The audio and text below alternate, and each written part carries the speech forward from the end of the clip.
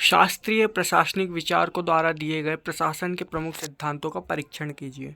आइए इसका उत्तर जानते हैं। संगठन की शास्त्रीय विचारधारा को पुरातनवादी विचारधारा, प्रतिष्ठित विचारधारा, यांत्रिक विचारधारा, औपचारिक विचारधारा, संरचनात्मक विचारधारा या परंपरावादी विचारधारा के नाम से भी जाना जाता है। साइमन और मार्च ने इसे प्रशासनिक प्रबंधकीय विचारधारा कहा है। शास्त्रीय संगठनात्मक विचारधारा संगठन के व्यवस्थित अध्ययन का प्रारंभ मानी जाती है। मतलब यह पुरानी विचारधारा है ना। शास्त्रीय विचारधारा के अंतर्गत प्रशासनिक संगठन में सार्वभौमिक सिद्धांतों की रचना पर बल दिया गया है, मतलब यूनिवर्सल सिद्धांत जो सबके लिए होते हैं।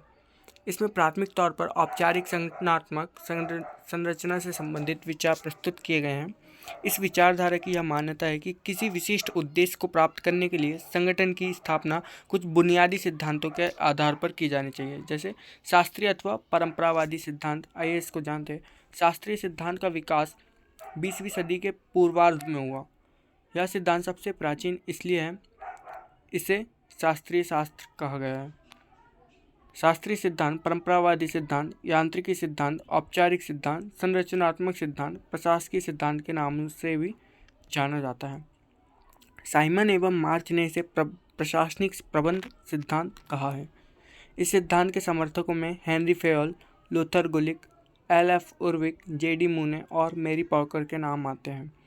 इस सिद्धांत की जड़ें सर्वाधिक गहरी एवं पुरानी है। यह सिद्धांत 1937 में गुलिक एवं उर्विक की पुस्तक papers on the science of administration के प्रकाशन के बाद 1937 से 1950 के मध्य अपने शीर्ष पर रहा था। हिक्स एवं गुलेट के अनुसार यह सिद्धांत मूलतः व्यवस्था, तार्किक संरचना एवं विशेष सत्ता पर बल देता है और अर्थात श्रमिकों को आर्थिक मानव के रूप में देखता है। आर्थिक मानव मतलब आर्थिक स्थिति या धन कमाने उनके संबंधित, जिन्हें केवल आर्थिक प्रेरणाओं से ही प्रेरित किया जा सकता है। मतलब जितना ज़्यादा उन्हें प्रोत्साहन आर्थिक रूप से मिलेगा उतना ज़्यादा प्रेरित वे होंगे। गुलिक और उर्विक का योगदान। शास्त्रीय सिद्धांत का अत्यंत व्यापक विश्लेषण गुलिक और उर्विक द्वारा 1937 में संपादित papers on the science of administration में किया गया। इन दोनों ने चलकर फेयोल के विचारों को आगे बढ़ाया। दोनों ने संगठन की संरचना को महत्व दिया तथा मानवीय तत्व की उपेक्षा की। उर्विक कहते हैं कि संगठन के संबंध में मानवता तब तक अपने ज्ञान को विकसित नहीं कर सकती जब तक कि संरचना को अन्य कारकों से अलग नहीं करके देखा जाए। यद्यपि इस प्रक्रिया में कृत्रिमता दिखाई देती है। गुलिक ने संगठन के सिद्धांतों को पोस्ट कॉर्प शब्द में समाया, जो इस प्रकार है। पोस्ट कॉर्प यानी पी का अर्थ है प्लानिंग, यानी कि नियोजन करना, प्लानिंग करना किसी भी योजना का। ऑर्गेनाइजेशन, उसको चलाने के लिए एक संगठन की आवश्यकता होती है। संगठन एस से स्टाफिंग, संगठन में कर्मचारी स्टाफ होते हैं। डी से डायरेक्टिंग, यानी कि उसको निर्देशन मिलता है। CO से कोऑर्डिनेटिंग, यानी समन्वय स्थापित करना सभी के अंदर। और R से रिपोर्टिंग है, रिपोर्ट तैयार करना।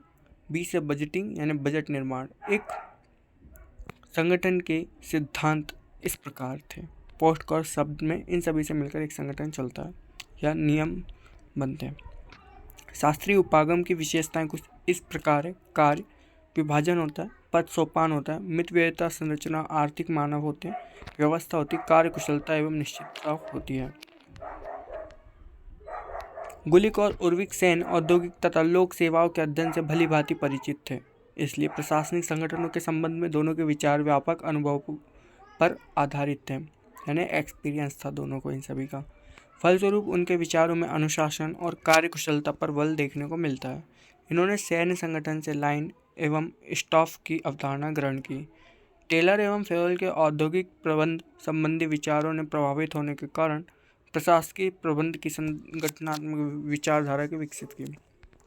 आइए जानते हैं लूथर, गुलिक और उर्विक के विचारों की आलोचना किस प्रकार से की जा सकती है या किस प्रकार से की गई है।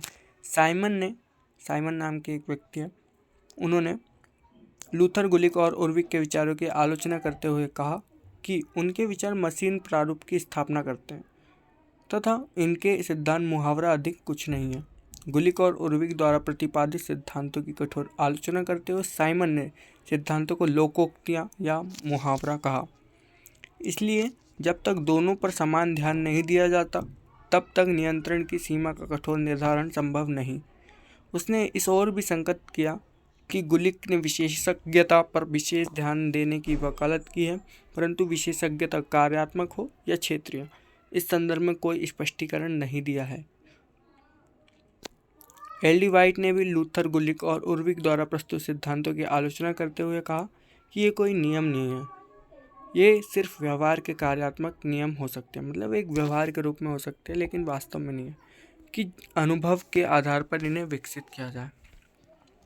वॉरेन वेनिस ने आलोचना करते हुए कहा कि इनके द्वारा स्थापित संगठन मनुष्य विहीन संगठन है। गुलिक और उर्विक की आलोचना इस आधार पर भी की जाती है कि दोनों औपचारिक संगठन से संबंधित तत्वों पर ध्यान दिया। अनौपचारिक संगठन में न तो उनके विचार थे और न ही उन्होंने शायद इसका एहसास किया। केवल ये औपचारिक संगठनों की बात करते रहे, इस प्रकार से उनकी आलोचना की जाती है। आइए जानते हैं शास्त्रीय सिद्धांत की आलोचना किस प्रकार से की जाती है।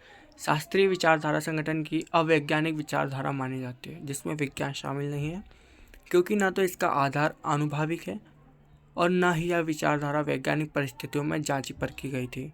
साइमन और वाल्डो जैसे विचारकों ने इसका विचार दिया कि शास्त्रीय विचारकों द्वारा जो पद्धतियाँ प्रयुक्त की गई, पद्धतियाँ यानी तरीके, वह वैज्ञानिकता की कसौटी पर खरा नहीं उतरती।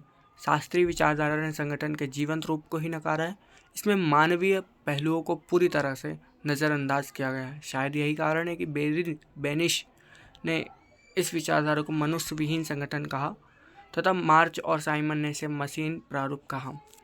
शास्त्रीय विचारधारा का विरोध करते हुए साइमन ने कठोर विचार अभिव्यक्ति की है।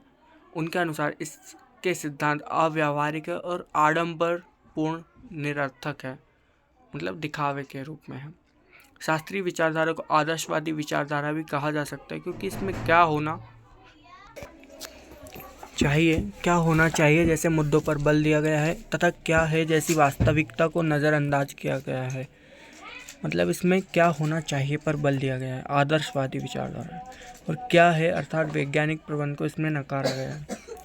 क्रिस आइग्रिस के अनुसार शास्त्रीय विचारधारा परिपक्व और अपरिपक्व व्यक्ति के बीच अंतर पहचानने में सफल नहीं है और उसने संगठन के सभी कर्मचारियों को उदासीन, निर्भर तथा अल्प समय उन्मुखी माना है, जो उचित नहीं है।